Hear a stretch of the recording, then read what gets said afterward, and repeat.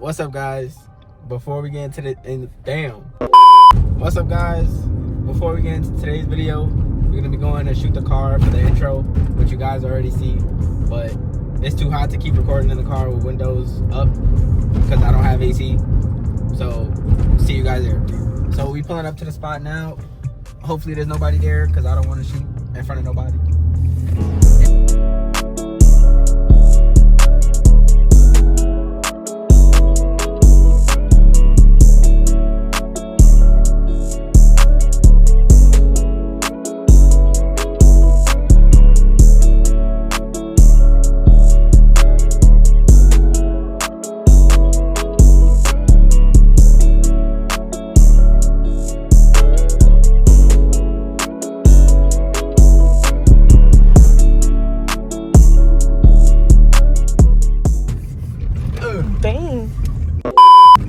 Okay, so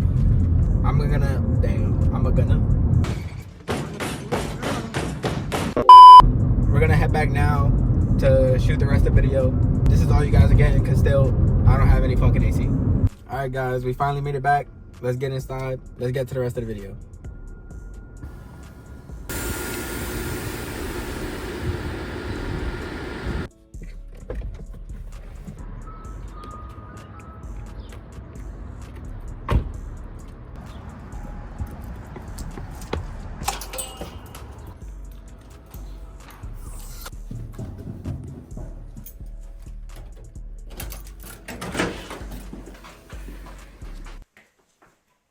Now, before I get into the video, shout out Nick for the hoodie. I'll leave his Instagram on the screen and in the bio. Now, let's get into what happened to the FRS. So, what happened to the FRS, for most people that don't know from Instagram, I didn't really say much even when it did happen. I didn't really talk about what happened with the FRS because it was a car I really wanted. And for it to just be gone, it was devastating, so to say. Me and my fiance did make it out unharmed.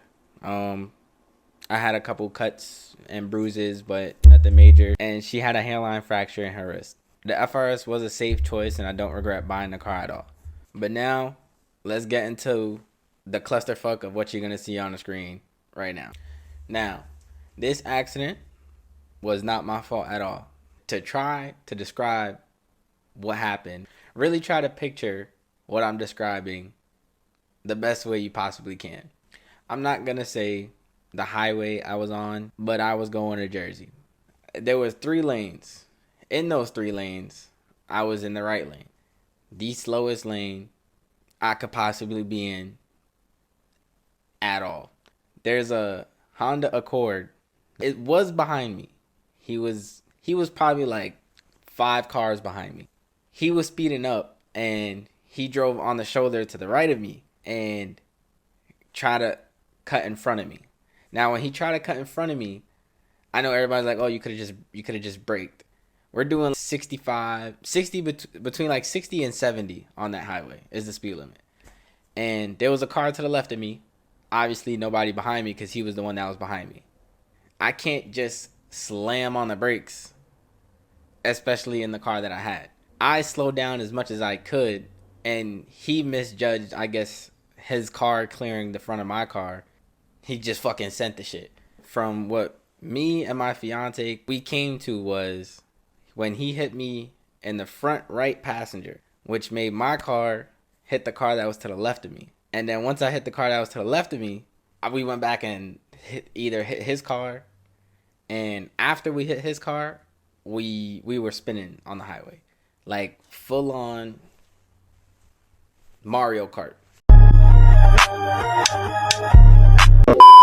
After spinning 2 times, we were all the way on the left side of the highway in the grass, going straight into a tree.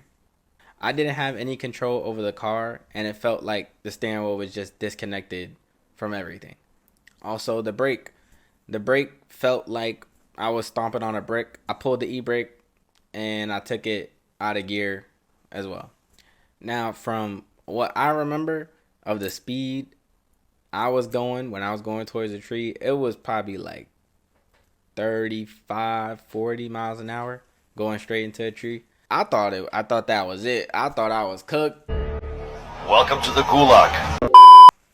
But we were good. When we hit the tree, real shit, you hear the ringing in your ear. It's like you just got fucking flashbanged. Now, once all that happened, ears stopped ringing. I know where I'm at, kind of. Right after that, it was kind of survival mode. The inside of the car had nothing but smoke. Any smoke, every smoke that you could think of was going into that car. Besides a fire, thankfully. Now, first thing we got to do is get out the car. My first instinct was open the door. Before I open my door, I tell my fiance to open her door. And it didn't even fucking budge at all. I try to open my door and it opens up maybe like that big. I like lean over and I try just like kicking the door repeatedly, but there was another tree blocking the door. Keep in mind this all happened in summertime, so my windows were up and the AC was on. All the airbags went off in the car. So my next idea, once the door wasn't fucking working, was to lower down the window. So I turned the car completely off, even though it was already off. And then I went to accessory, and after a hesitation, the window actually came down. And as soon as the window came down, I moved the airbag out, and instantly there was a group of people. One guy, never met him, don't know his name, don't remember his face. I appreciate you. I thank you for all the help. He was the first one at the door, and he pulled me out. He pulled my fiance out. Once we were all out, I do remember him staying. He stood a little bit to tell the officers what he had seen. Now, as soon as we were out the car and we were sitting on the grass, we didn't realize the severity of what just happened. I thought we just hit the tree and that was it. Apparently, this motherfucker's car was on top of my car. After about 2 minutes of sitting on the grass, state troopers were there and they got to asking us questions and asking the other guy. They did a DUI test on the other guy. He wasn't drunk driving. As soon as the state trooper was done with the other guy, he came to me. Immediately, I'm telling him, that guy hit me. He tried to trip me up and say, oh, so what lane were you in? And I was like, well, whatever lane is furthest to the right. And he was like, so how many lanes were there? Shut your Now, I guess once he realized he wasn't getting anywhere with me, he went to my fiance and asked her what happened. She said the exact same thing that happened. Maybe not word for word for what I said, but exactly what I was getting at. He says, don't say everything he's saying. Say what actually happened. What more do you want from me? When the cop asked the witness what happened, the witness said that me and that guy was racing. After New Jersey's finest was done doing whatever the fuck he was doing, we got into an ambulance. We're going to the hospital. After a lot of waiting in that hospital, I get the news that I got 3 tickets, reckless driving, unsafe lane change, and I can't remember the last one. Now, I'm not too worried about the tickets at that time. The only thing I was worried about was my fiance because they had us separated since the ambulance. As soon as we were out the hospital, we had a choice to make. Either continue our trip to Jersey or just head back home. And we were about 30 minutes away from where we were supposed to be going, or like an hour. We're like 2 hours going back home. So we kept going along with the trip. On our way back to the trip, my dad gets a call saying that the car is already at the junkyard, and if we want to take pictures or if we want anything from the car, any of my belongings, we can go get them. What you see on the screen is what I seen at the junkyard. Now, the guy at the junkyard said that it comes with the car. Because my car looks like a race car, it sounds like a race car, everywhere I go, I'm racing. I immediately think about my most favorite parts on the car and how I just wanted to keep those parts.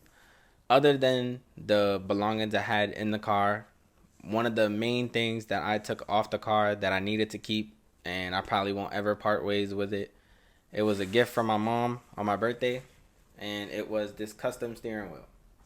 Taking that part off the car alone, I did take another part that I ended up selling, but taking the part off, the junkyard person said we should just leave the steering wheel because the insurance company won't give us any money back for the car.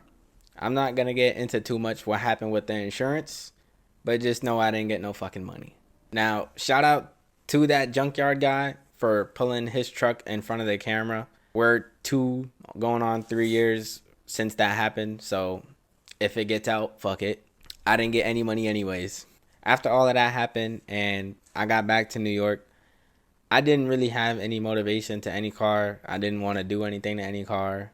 Every car I had since the car I had now, I didn't do anything to. I feel like now I'm motivated enough where I have enough confidence again that I will want to build a car and I will want to take it to shows how I used to. To sum it all up, drive safe. It doesn't have to be you to cause the accident. You have to look out for everybody else because they will hit you. Hopefully, nobody has to experience what me and my fiance experienced. I wish nothing but the best for everybody. I hope everybody can travel and drive their cars safely. Thank you to everyone who helped me and reached out when the accident did occur 2 years ago. And to the guy that hit me, fuck you, bitch. I love that car.